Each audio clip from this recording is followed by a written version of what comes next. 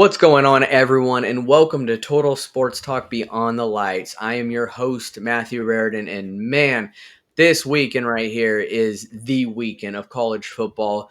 I mean, we've got the New Year Six matchups happening right now, and it's just going to be crazy. It really is. This is the time of the year as college football fans you've been waiting for, but you've also been hoping for. You've been hoping that your team is going to be in these matchups. You're hoping your team is going to be in the college football playoffs. So even if your team is not and you're a college football fan, you're going to be tuned in. You're going to be watching this just as we are.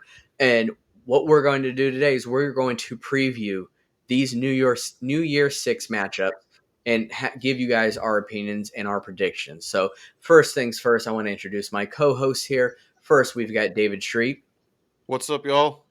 and he's got the hat today. And secondly, we've got Ed Smith. Hook 'em, y'all. Hook 'em indeed. We missed you, David.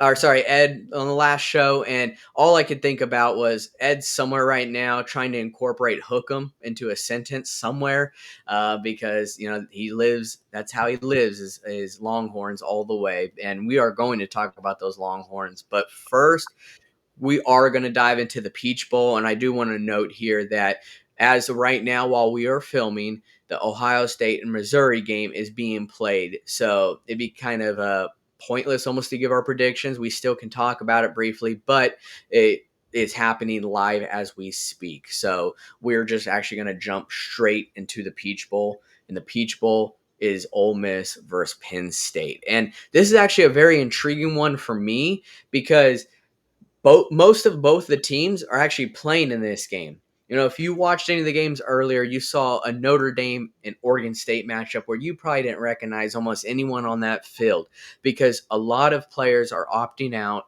and they are entering the transfer portal. And a lot of them, I mean, for good reason, are trying to be healthy because as they are going into the NFL draft. But, this is a last hurrah for these teams. And this is a big game. Ole Miss and Penn State, they've kind of been like the little brother in their respective conferences with the Big Ten and the SEC. But make no mistake, these are still both good teams. But you look at the quarterback situation with Jackson Dart and Drew Aller, and it's like, well, who's going to be more explosive in this game? And I mean, who's going to make these big plays? And is the run game going to be, in effect for Ole Miss? Because that's usually their go-to. When you have a running back like Quinshawn Junkins back there, it's usually your go-to. But they're playing a very talented Penn State defensive line. But if Penn State wins this game, they'll actually have won every single New Year Six matchup. So maybe that's something to look out for. I mean, it's kind of like a pat on the back if you're Penn State because you have not won the big one yet, and you just happen to be there. You haven't won the big one, but if Ole Miss wins, it really shows that they mean business. If you haven't been paying attention, Lane Kiffin and Ole Miss, they currently bolster the number one rank transfer portal class right now. So, and they just got top target Walter Nolan in the transfer portal. So they are trying to show the rest of the nation that they mean business, and a win like this would help, but it's going to have to see how they do next year. But my prediction for this game, I really feel like Penn State is going to pull this one out, even with not having filled in their offensive coordinator position yet. But I think they are going to pull this one out 32-27. So Penn State, I got 32-27. Ed, I mean, how are you seeing this game? Well, with as many players that are playing, the two only true opt-outs that we know at this time are going to be defensive ends for both teams, and that's Chop Robinson and Cedric Johnson for Penn State and Ole Miss, respectively. We could still see Olu Fashanu, the tackle, Kalen King, the cornerback, and Johnny Dixon, the cornerback, for Penn State opt out before we hit game time. So that would make a huge difference when we're talking about an Ole Miss offense that, let's be honest, Lane Kiffin is the offensive coordinator. Let's make no bones about that part of it. Uh, but that in itself, I think, is going to create more opportunities for the Ole Miss offense to be more explosive than what Penn State has been. I I say nothing ill of Penn State's ability to play offense and be physical and do the things that James Franklin wants to do. But when you have the missing, a big portion of the missing from Penn State's defensive line, they're not going to get to Jackson Dart nearly as well as Ole Miss's line is going to get to Drew Aller. So I actually see this opposite of you, Matthew. I'm seeing this as more of a 38-24 game, uh, and that Ole Miss offense just really showing out, being on the fast track in the dome, in the Georgia Dome, just really taking advantage of every opportunity and every advantage that they have of being from the area in front of mostly their home crowd. It's going to be a closer home game for them than it is Penn State, but also for as many people that are on Ole Miss's roster that are from the South, they're going to have more people in the stands. And, that's that extra motivation, especially in a bowl game, that these kids really feed off of. When I'm talking about the wide receiver cores for Ole Miss, Jordan Watkins, he's had 732 yards this year. Trey Harris, 851 and 8 touchdowns. They're going to get theirs during this game, especially if those two cornerbacks from Penn State opt out. Penn State, they have been relying so much on the run. It hasn't been as explosive of a run, but they have been getting the job done throughout the year. But overall, like I said, Ole Miss, I've got coming out in bigger fashion than what most people think coming out of this game. David, what are you seeing? Well, interesting fact. This is actually going to be the very first meeting between these two football teams, and also, if Ole Miss wins, they will accomplish something significant in their history.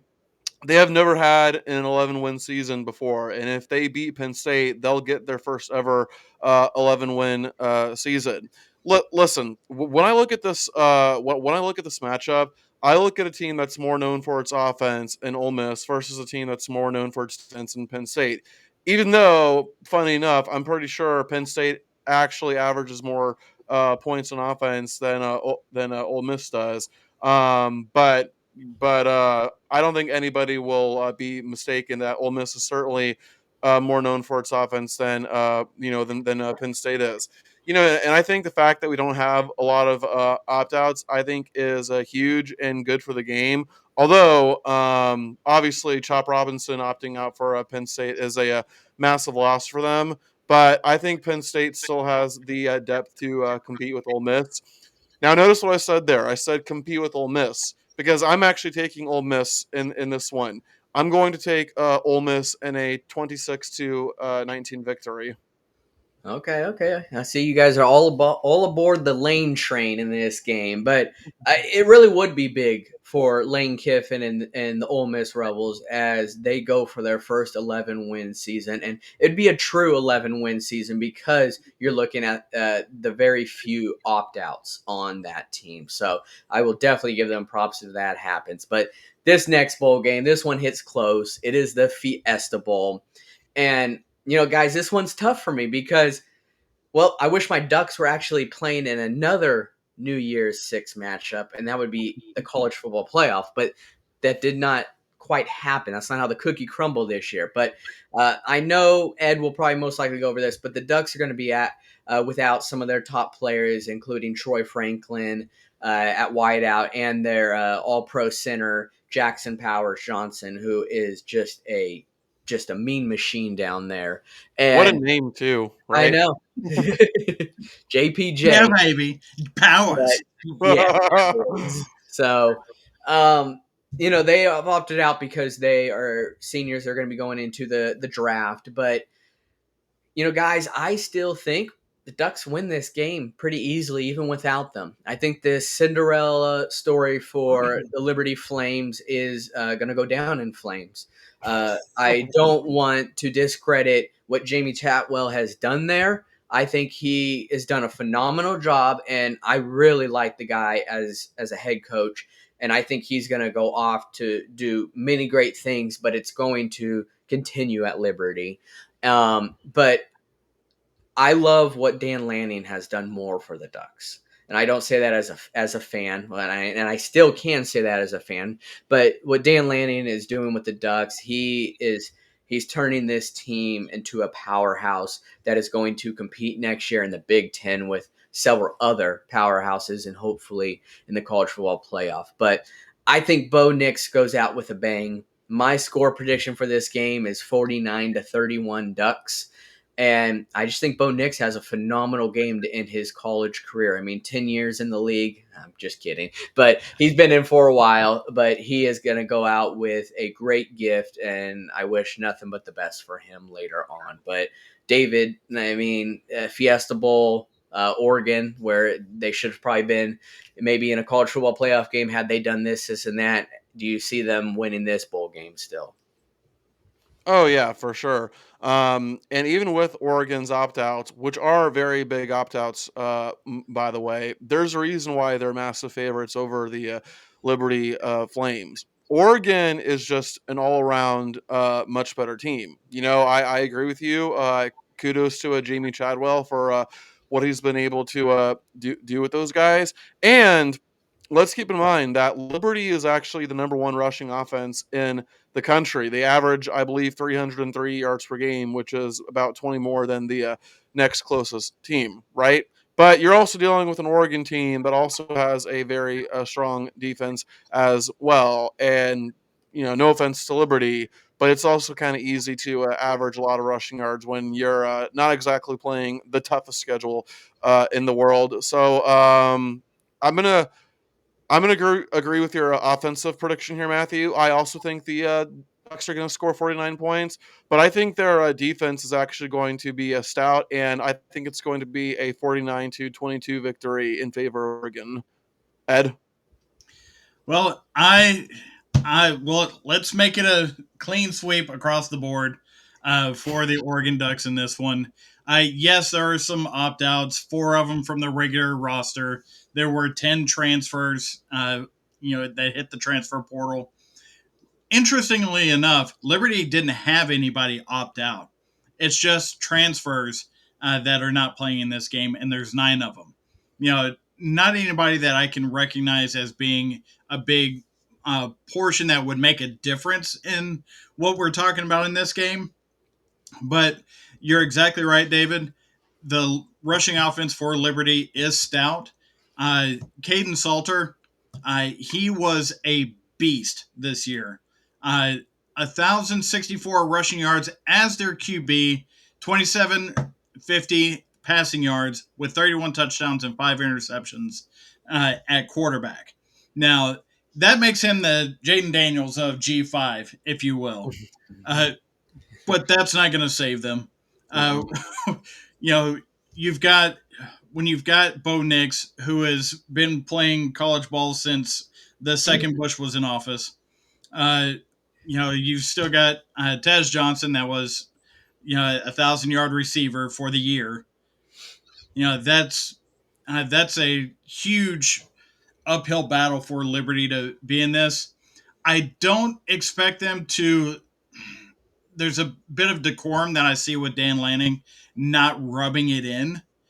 So I don't think they're going to hit 49. I think they're going to hit 41-14 because there's definitely going to be some downtrodden Liberty Flames players that are just like, why did we even come here after they get trounced on in the first half of that ball game? So I'm not seeing that big a spread as what y'all are calling for as far as the offensive side, but it's right about in line with what David and I had as far as number of points. Mm-hmm. It's just I'm scaling it back just a little bit because I don't see a lot of 50-point outputs in a bowl game. That's just not something that you see very often. Yeah, very, very, very true. I mean, I'm just interested to see how long they would keep Bo Nix in this game. It's amazing enough that he is even playing in this game, so I'm excited to see that. But this next game, it's one of my favorite ones. It's the Orange Bowl, and guys, and that is between Florida State and Georgia. And you guys remember the Muhammad Ali song, and my favorite UFC fighter comes out to it now, and that is "The Champ is Here." Well, the good old self-proclaimed national champions, Florida State Seminoles, or should I call them the UCF Knights 2.0.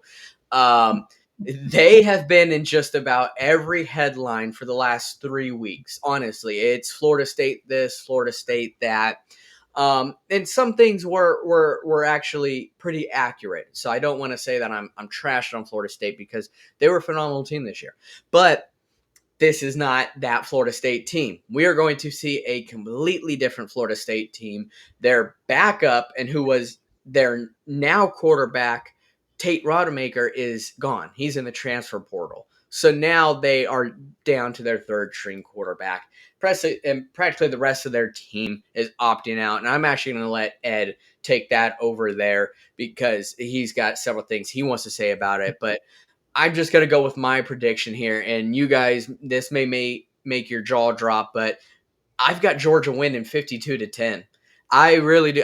10, maybe even generous for Florida State. Did you see what they were able to do against Louisville? Barely nothing. This is not Louisville. You're playing Georgia Bulldogs, which were back-to-back defending champs. So I just think this game's going to be a little out of hand. And yes, Ed, I do have to agree that 50 points in a bowl game is going to be pretty crazy. But Georgia wants to beat these guys, and they want to beat them bad because Florida State, everything that they're saying about them, they should have been in there, and Georgia also thinks maybe they should have been in there. Well, Georgia's going to put a spanking on them, but I want you, Ed, to kind of take over with the whole opt-out situation.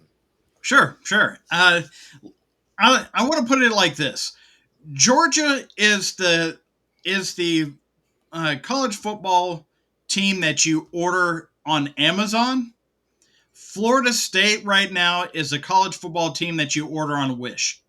They're just a secondary shell of what the actual product is. You're still going to have, oh, we're going to fight hard. We're going to, go get them.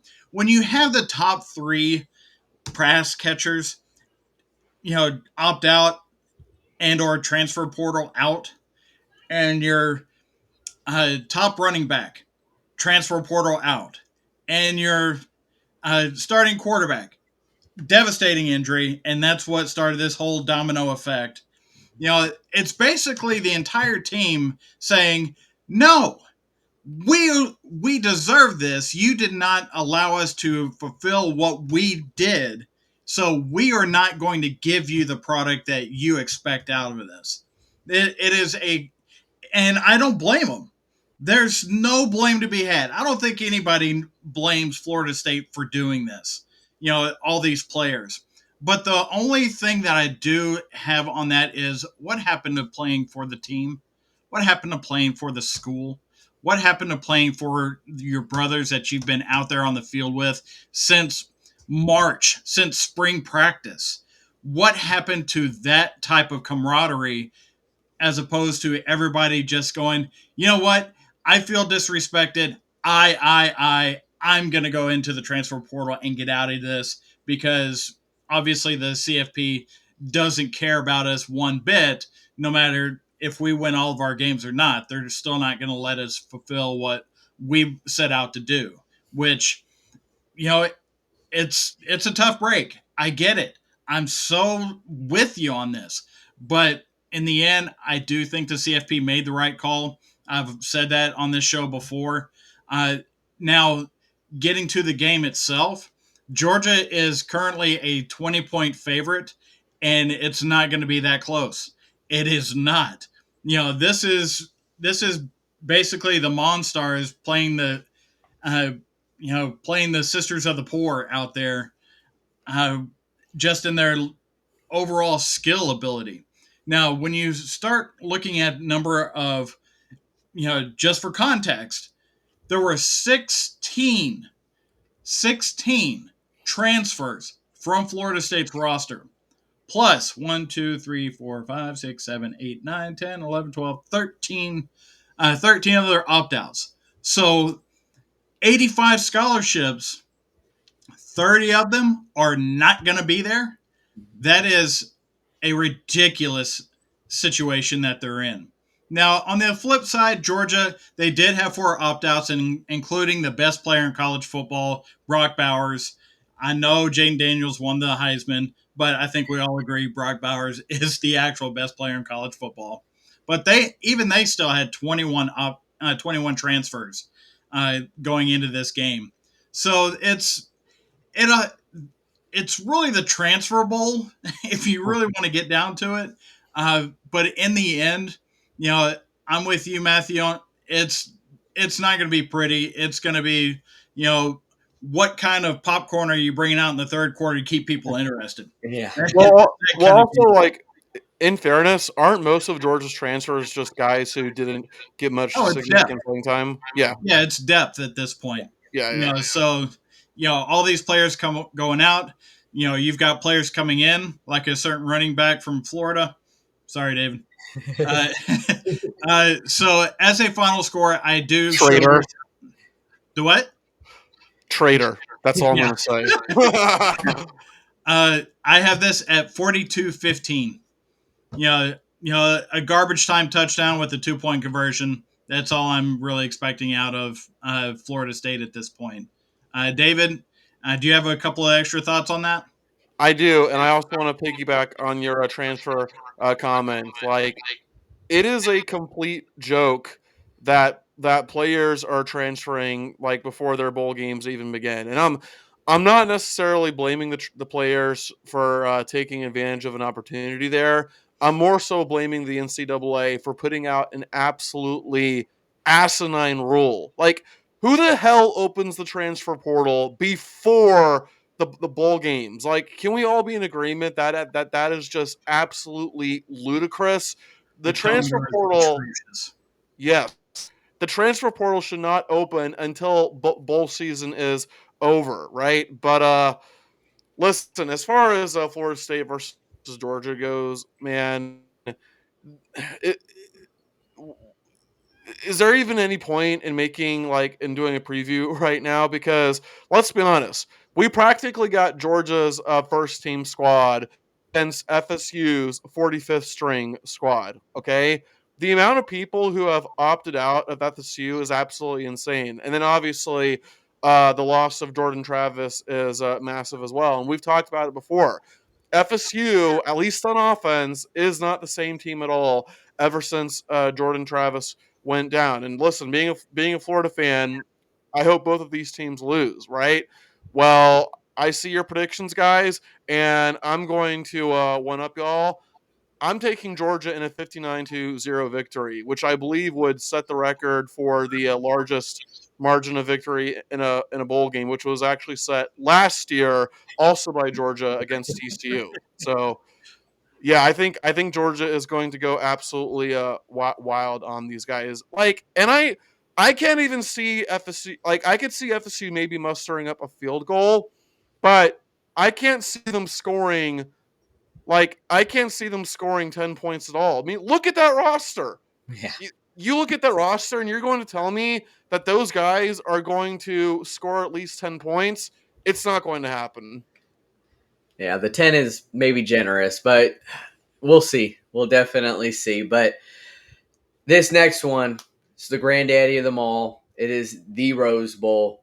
And it is actually a phenomenal matchup between Michigan and Alabama. And I'm actually going to let Ed take this first. Let us know kind of how you're seeing this Rose Bowl and how it's going to play out. Well, just to get what we've been talking about, because it's part of all these bowl games, let's get the opt-outs out of the way. There's only 4 of them opting out for transfer portal for Michigan, 5 for Alabama. So we're strength on strength here, guys. There's no doubt about that.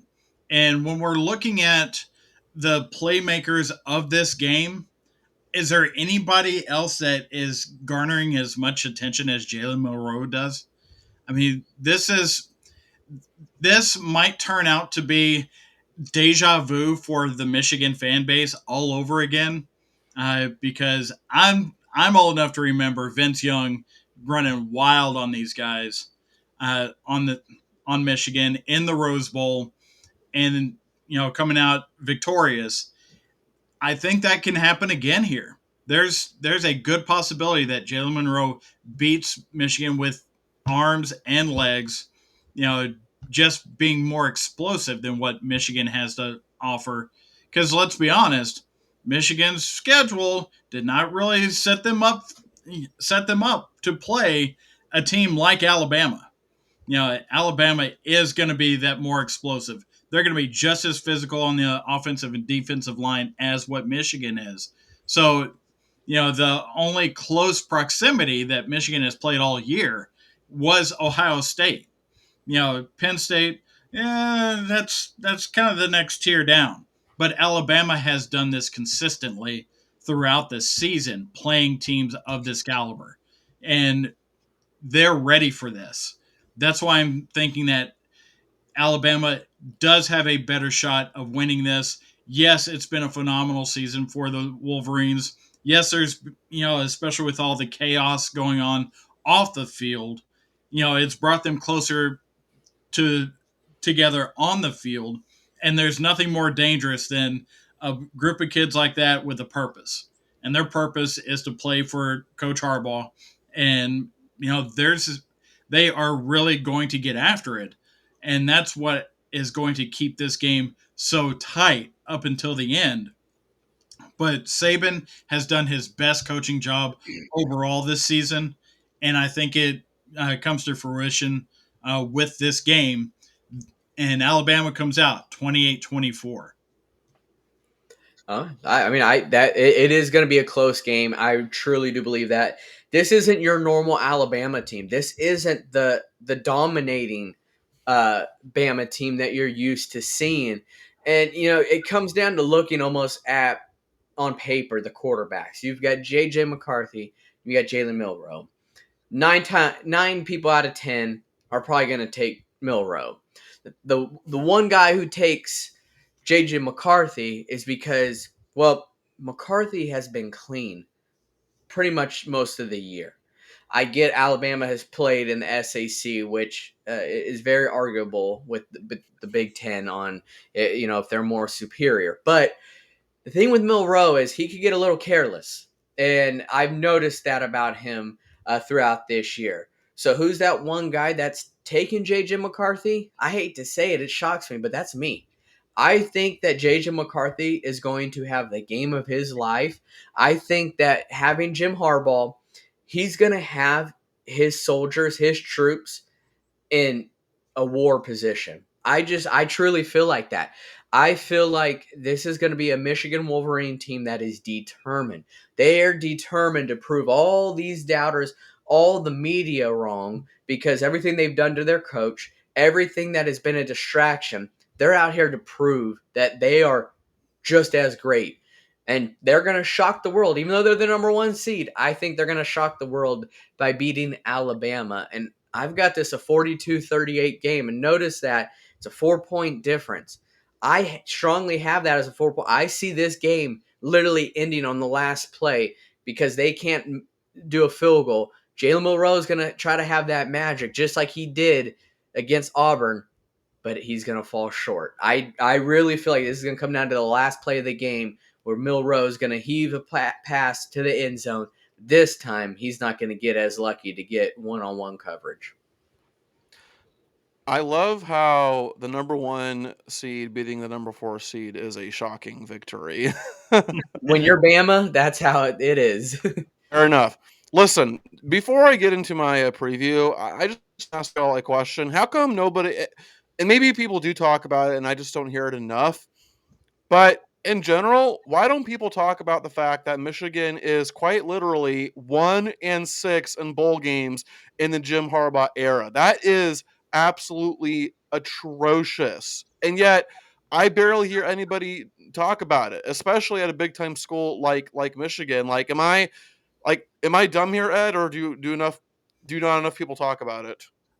I don't think enough people talk about it because keep in mind, people were on the Harbaugh train when he couldn't beat Ohio State because he was facing superior coaching. You know, whereas now Ryan Day may not be good a coach as Jim Harbaugh is. So Harbaugh's been able to take advantage of that, and they've won the past 2 years. But you've put Harbaugh against elite coaching, and he struggles. That is part of it. And to your point, David, that's the missing piece of why you're seeing more people take Alabama over Michigan because we all know Saban is a superior coach. Oh, yeah, absolutely. You got any thoughts on that, Matthew, before I go on? Yeah, I mean, actually, Ed pretty much hit it right on the nail because they had always talked about before Jim Harbaugh couldn't beat Ohio State, fire Harbaugh, and it's funny because now it's fire day. Ryan Day can't beat Jim Harbaugh, so fire Yeah, him. So how the yeah. tables have turned is crazy. But I think if this distractions weren't going on with Harbaugh, the sign stealing, and is he going to the NFL?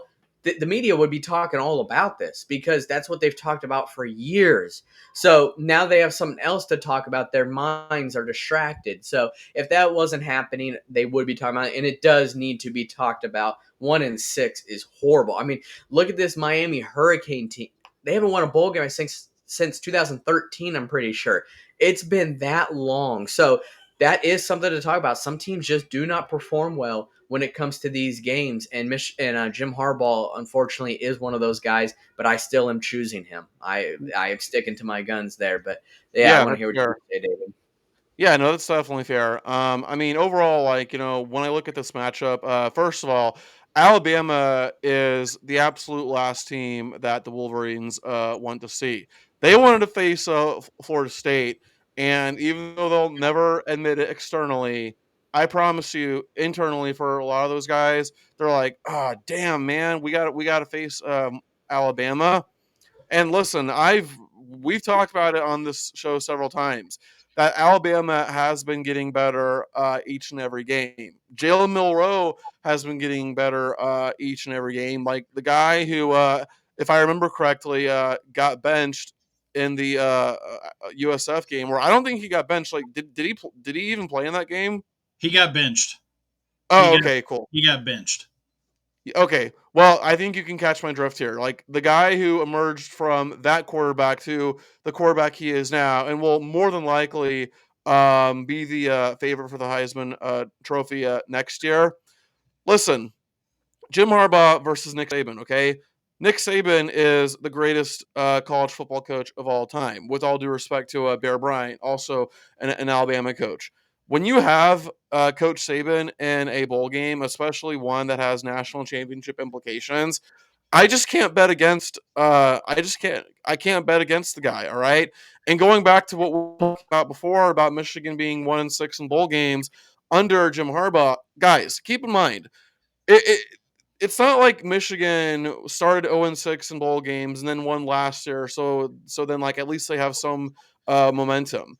They won their first bowl game under Jim Harbaugh, like his first year there. So the first year of Jim Harbaugh being there, they won their bowl game. They killed my Gators. But then ever since then they've lost 6 straight. And when you lose 6 straight bowl games, that creeps into your mind, man. Like that becomes sort of a mental thing right there. And keep in mind that in a few of these bowl games, they've been getting their asses kicked, and it's why I cannot pick Michigan to beat Alabama here. So let me just say that my prediction is Alabama 34, Michigan 23. That being said, however, I want to make clear of what I think this game is going to be.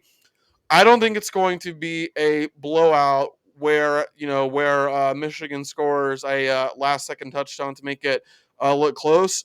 I think it's going to be a fairly close game throughout most of it, and then Alabama scores a last second touchdown to make it look worse than it actually appears. So 34-23 Alabama is my final prediction, and Alabama in the college football playoff national championship.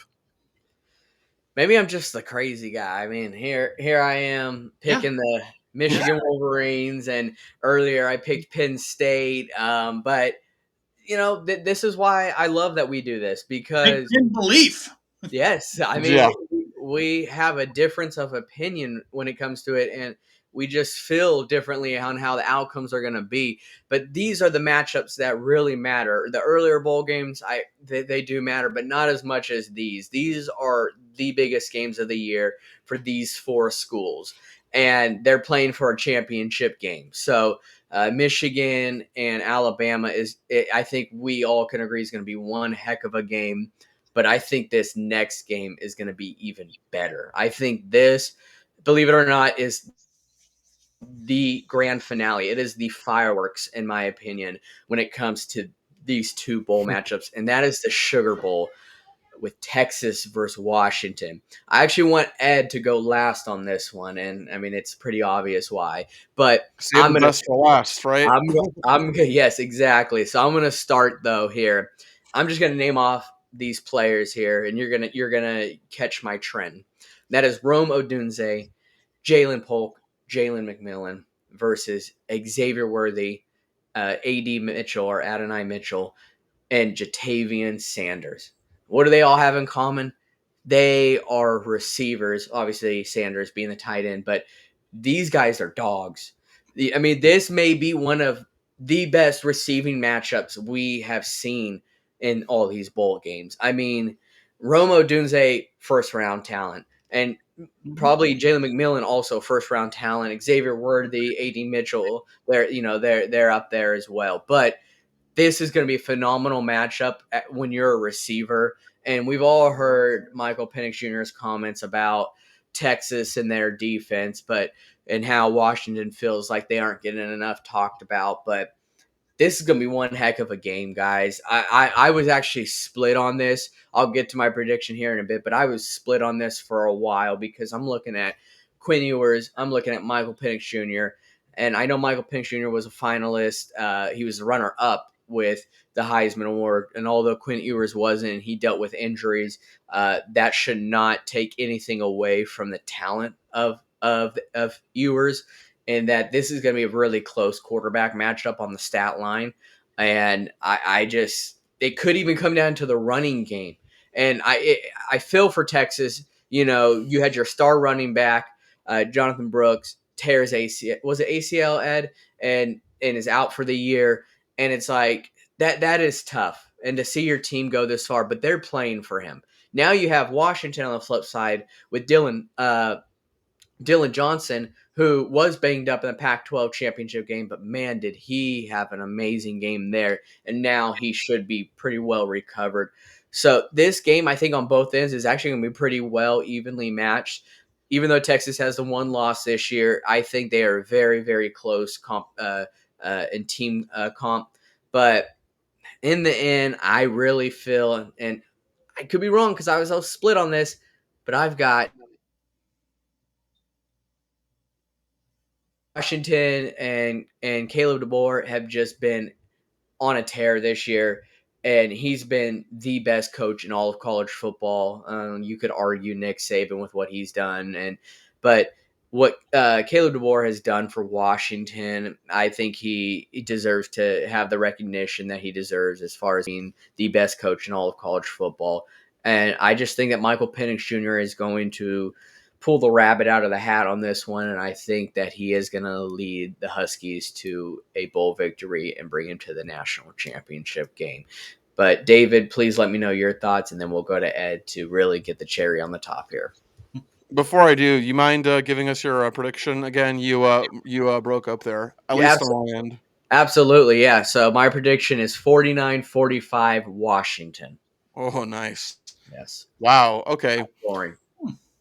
So this matchup, you're looking at a team that is more talented in Texas versus a team that has the better quarterback in Washington. So the question is, what's going to win out in the end? The well-rounded roster of Texas or the superhero quarterback play of Washington?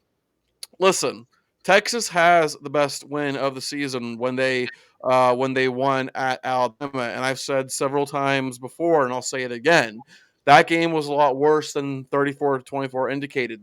They straight up kicked Alabama's ass. Well, let's not discredit Washington either, because Washington has played a pretty tough schedule as well, including beating Oregon not once but twice this year. And Matthew, I gotta say that I totally get what you mean, man. Like being on the fence, because for the longest time, I wanted, I predicted Texas to win this game. Well, I'm sorry to disappoint you, Ed, but I'm actually going to be taking Washington. And the reason why, oh, I can't wait to hear what Ed has to say about this, and I guess see as well. But I digress. Anyway, the reason why I take Washington here is because how many times have people picked against Washington only for them to make us look like dumbasses? I mean, I picked Oregon to beat Washington in the Pac-12 game, and not only that, I picked Oregon to beat Washington by a pretty significant margin. I think my prediction was like 31-16, or I don't remember what the exact numbers were, but I picked Oregon to beat them pretty handily. And yet, every time Washington gets doubted, they prove us wrong. Well, Washington fans, if you're watching this, I'm not going to be doubting you. Y'all are used to the doubt. Well, there's no doubt coming your way, and I'm going to take y'all in a 37-28 victory. Now, let's listen to Ed tell us how absurdly wrong we are. What? I don't know what you're talking about. So, at the beginning of this year, people looked at the Texas Longhorns schedule and said, could they be back? And then we got to week 2, and David, you already said it, best win of the season, going to Alabama and dominating really the second half of that game. And they're like, are they really back? Is this really a thing? We lose the Red River rivalry, and everyone's like, it's them again. It's those guys again. Well, this is a different mindset. They have learned to handle prosperity in a way that they have not done since Mac Brown was patrolling the sidelines with Colt McCoy, Vince Young, and Major Applewhite, Chris Sims, all those guys through that incredible stretch through the early 2000s. So I will say, more importantly, the most important player on the field, in my opinion, is actually Jonathan Majors. Who's Jonathan Majors? He's the center for the Longhorns. He's going to be the guy that's going to basically be the field general for the offensive line that is there to create the great wall around Quinn Ewers, which he has done magnificently, but he has had some injury issues. So if he gets knocked out, we have a problem. Washington's defensive line has gotten better over the course of the season. You can see it in their play as that's taken place.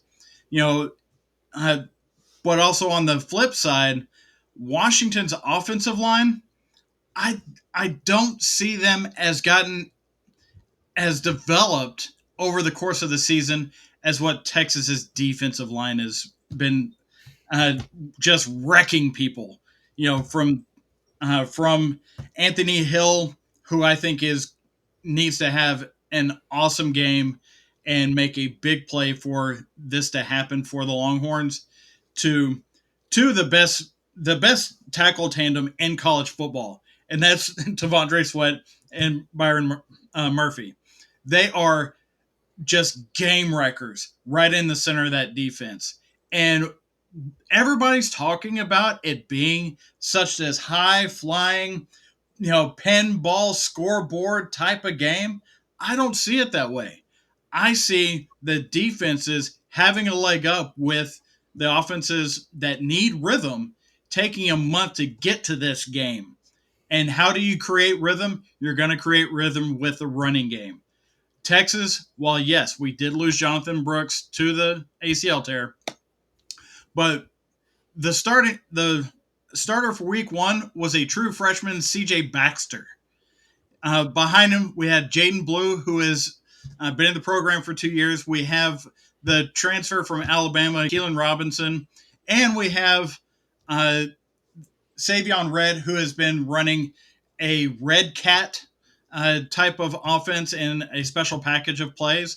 So there's a lot that Texas can do in the running game to gain the rhythm that they need to play this game. Whereas Washington, even though Dylan Johnson has been phenomenal, he has been a supplement to the pass game. And if that pass game isn't working, I don't see him taking over and creating all the opportunities that they need to beat Texas. For all that being said, yes, I do indeed have the Texas Longhorns beating the Washington Huskies, but I do not have it at a score that most people would think of. I do have that at a 24-19 clip. That is probably the biggest surprise of what I had to say in this prediction is the fact that we're talking about a total of 43 points total. You guys are saying that it's going to be 43 points to win the game. I'm saying 43 points total simply because you've got a lot riding on these rhythm offenses and play callers to get to the end of this game. Well, what's going to get you to the end of this game is the running game, and I think Texas has a more dynamic version of that with the defensive line. They are going to get to Michael Penix at least a couple of times and throw him off of his spot. Michael Penix is very good about getting around the pocket to create throwing lanes for himself, but I think the Texas defensive line will be able to get to him a couple of times to throw him off of his rhythm, and I don't think the Washington offense will be able to overcome that type of physicality. So this is very interesting because I think all three of us have different national championship predictions. Matthew, you got Michigan versus Washington. Ed, you've got Alabama versus Texas, and I've got Alabama versus Washington. So one of us has to be right here, right? Unless Alabama, Washington, Michigan. Yes, one of us has to be right here. Dare I say, tune in next time to see who was right? Dun dun dun. Yeah, I'm glad you said that, David, because I know this is kind of contradictory, and I still am choosing Michigan to beat Alabama. But I want the audience to know that at the beginning of the season, me and David chose our national champions as Alabama. So, and even after week 2, everyone thought we were crazy, Alabama, and here they are. This is Nick Saban, and this is why me and David chose them, because Nick Saban. I mean, that's the story that is written every year, is that Alabama is just, they always find a way. And we're going to find out come Monday if they do indeed find a way to go to the national championship. But yeah. And one thing for me, going into this season, I actually had the Longhorns not making it to the playoff. Yeah. I didn't think that they were going to do it. I been very cautiously optimistic, but trying to be very tepid as far as what my expectations for them were. I had actually picked Georgia because Georgia's Georgia until they're not Georgia. And, I thought Alabama was going to have 3 losses. Winding up with only the 1 is a surprise to me. So it was super easy for me to pick Georgia to not win it all, and it's not just because I'm a Florida fan, but teams just don't three-peat anymore, man. And by the way, thinking about it, yes, there is a scenario where all three of us could be wrong about our national championship predictions because Michigan versus Texas could happen. Yeah, which would make week 2 of next season a rematch. Yes. Yeah. So either way, we're in for a treat on the national championship game because team really that is superior than the other. So it's going to make this so interesting. We may even get a rematch of Texas versus Bama. it could work out to be like that, but we're in for a treat regardless. We win as fans regardless. Maybe not Ed if Texas doesn't win, but as college football fans, and we are going to win with any of these matchups. So I'm excited. I'm excited to hear what you guys have to say as well. So put in the comments your predictions on whether it's all 6 of the New Year's matchups, or even if it's just the college football playoffs, because they are all pivotal games, but no more than the Final Four between Michigan, Alabama, and Texas and Washington. So put that in the comments. Hit that like, hit that subscribe button, share these videos, let people know, all about us and what we're about. And, we strive to give you guys what you are also wanting. So put that as well in the comments button, our comment section, of what you would like us to talk about more or talk about next. But we appreciate you guys tuning in. Next time you see us, Ed will be happy or he will not. So we will find out then. But tune in next time, guys. And we appreciate you guys being here, and have a safe and happy new year from the 3 of us. But we are rounding third, and we are headed for home.